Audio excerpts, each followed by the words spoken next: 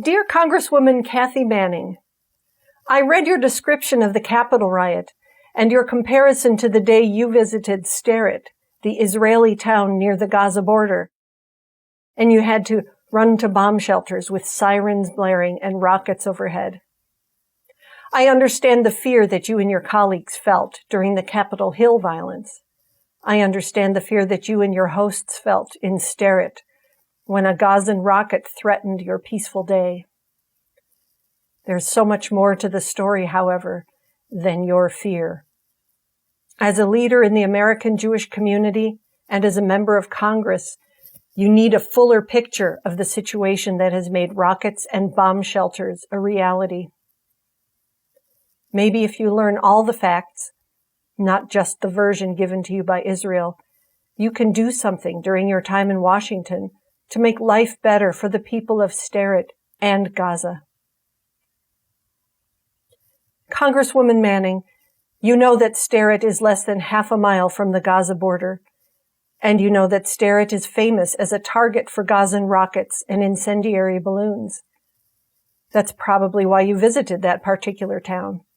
You heard about the residents' courage and resilience, and you experienced an air raid siren and ran to a bomb shelter. You probably got to see the massive high-tech Iron Dome anti-missile system that was developed specifically to protect the residents of the Gaza envelope, including Sderot. Maybe you heard that the U.S. Congress voted to pay for it with our tax dollars, $5.5 billion.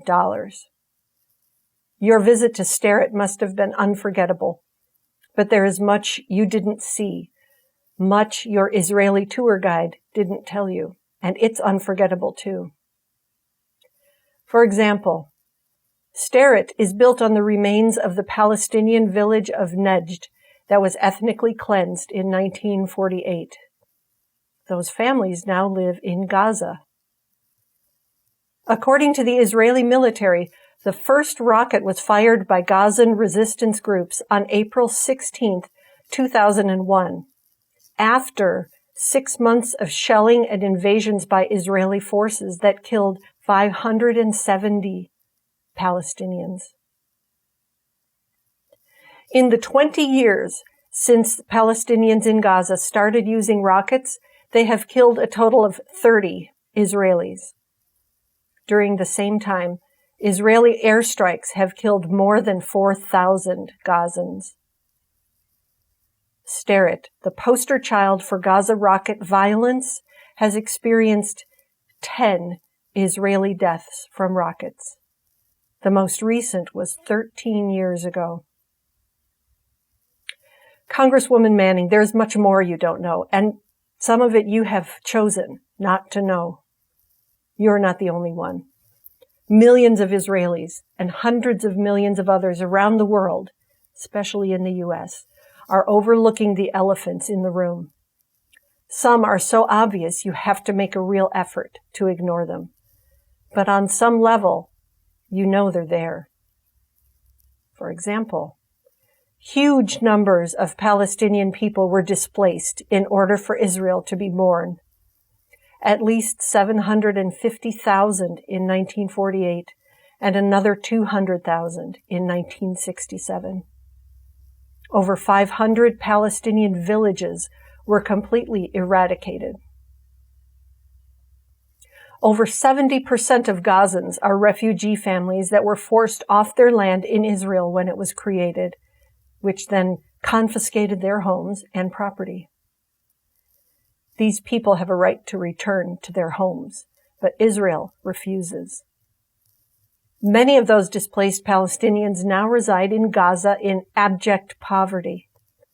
Israel has shut the 2 million residents of Gaza off from the world and has kept them under siege for 14 years, blocking the entrance of food, vital medicine, and other staples.